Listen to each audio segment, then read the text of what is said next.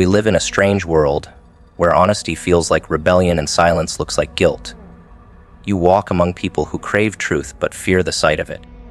They build entire lives around pretending, then act shocked when reality cracks through their walls. You've seen it too often. People clapping for authenticity while living behind filters. They say they want freedom but panic when it demands accountability. It's strange because the world rewards deception dressed in confidence and punishes clarity when it's quiet. You've learned that truth doesn't make you popular. It makes you powerful. The moment you stop performing, they call you dangerous. But danger is just what happens when someone stops lying. You live in a world addicted to illusion, and that's why calm truth tellers are treated like villains. You notice how they celebrate chaos and call it expression. Everyone screams opinions louder, but no one listens. They build communities around outrage, mistaking noise for unity. You watch them fight digital wars, defending strangers they'll forget tomorrow. Their attention shifts like currency. Cheap, temporary, desperate. You don't blame them. The system was designed to drain attention because distracted people don't rebel. They call you cold because you're not part of the performance. You see through the programming. You stop needing applause to confirm your existence. In this strange world, silence is resistance. Focus is rebellion. And peace, real peace, is considered suspicious. That's how upside down it all became. The sane ones look insane because they're no longer hypnotized by the noise. The strangest part is how they crave love while fearing connection. They want depth without vulnerability, closeness without honesty. They scroll through affection but avoid eye contact. You learn to detach from the idea of being understood because this world no longer values understanding. It values interpretation. They don't want who you are. They want who they can project you to be. You saw the pattern early and walked away from the illusion. That's what saved you. They call you mysterious because they can't categorize you. But mystery is just what clarity looks like in a world built on confusion. They live on reactions. You live on reason. They chase attention. You chase truth. And that separation made you untouchable. They fear depth because it breaks their rhythm. They prefer surface emotions, easy to fake, easy to forget. You learned that depth requires solitude, and solitude terrifies those who need constant validation to survive. That's why your peace confuses them. You found value without witnesses. You discovered that happiness doesn't require noise. In a world obsessed with exposure, privacy has become the new power. You stopped explaining yourself because you realized explanation only feeds misunderstanding. The more you tried to clarify, the more they twisted. So you let silence speak. Silence carries weight in a world where everyone's addicted to shouting. That's your strength. You use stillness as your rebellion. We live in a strange world where weakness gets sympathy, but strength gets suspicion. When you show resilience, they call it arrogance. When you set boundaries, they call it cruelty. You learn to wear their misjudgment like armor. You stopped expecting fairness because fairness only exists among the courageous. This world rewards performance, not character. You stayed kind but not gullible, calm but not passive. You stopped explaining how you see through manipulation. That's what made them nervous. They thrive on control, and you removed their leverage. You didn't rebel with noise, you rebelled with discernment. And in this strange world, discernment is the sharpest weapon. You realize that most people don't seek truth. They seek comfort. They'll choose familiar pain over unfamiliar peace. They'll stay loyal to patterns that destroy them, just because those patterns feel safe. You outgrew that. You stopped worshiping pain disguised as meaning. You stopped confusing effort with worth. The world calls that detachment, but it's evolution. They see you as emotionless because you refuse to participate in emotional chaos. But your calm doesn't mean numbness, it means understanding. You see things for what they are, not what they pretend to be. That clarity separates you from the masses, and separation always looks like arrogance to those still trapped in illusion. In this strange world, reputation matters more than reality. People would rather look good than be good. You saw how they curate lives to impress people they don't even respect. That realization freed you. You no longer crave to be seen. You crave to be genuine. You started measuring your worth by how quiet your conscience feels, not by how loud your name sounds. They can't comprehend that. They've been taught that worth depends on visibility. You chose invisibility when needed because you understood that real power moves quietly. They seek validation, you seek vision. They chase applause, you chase alignment. You no longer fit their definition of success, and that's exactly why you've surpassed it. You've noticed how they mistake chaos for progress. The faster everything moves, the less meaning it carries. Everyone is busy, yet no one feels fulfilled. They chase goals that don't belong to them, dreams implanted by others, victories that cost peace. You stopped running in that race. You learned that stillness is not stagnation, it's direction. While they moved for motion's sake, you waited for precision. You built slow, but you built right. That's what makes your presence heavy now. They can sense you didn't come from trend, you came from truth. The world worships speed, but speed without depth leads to collapse.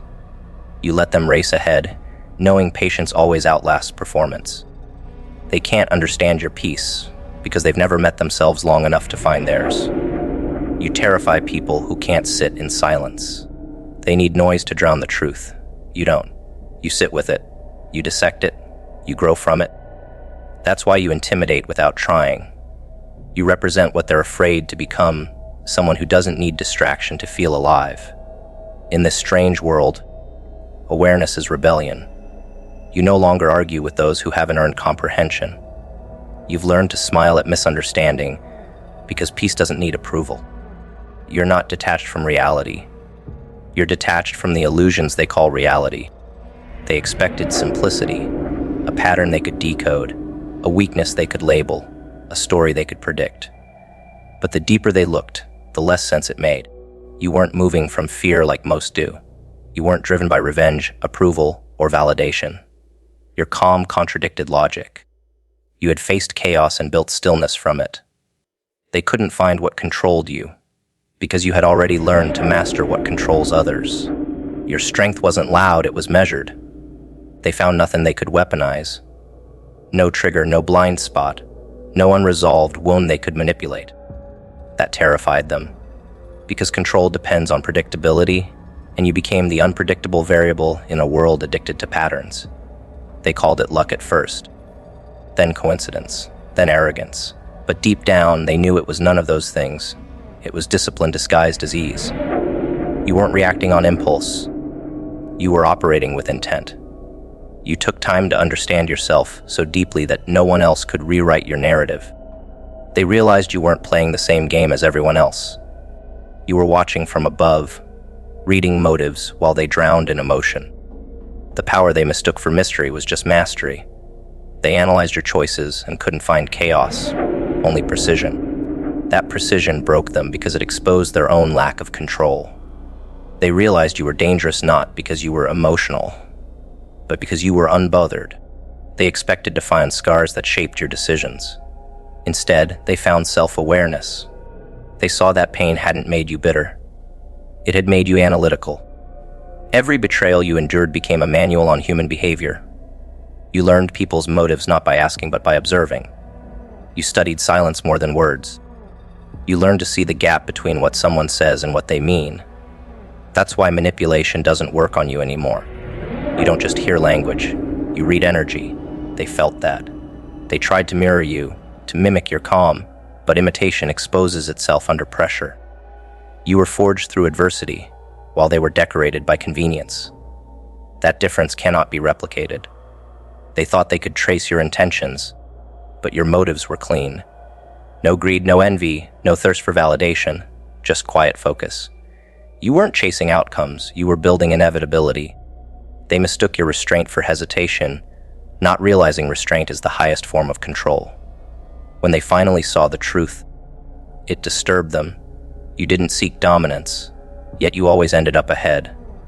They couldn't understand how someone could move through chaos untouched, win battles without conflict, and lead without demanding followers.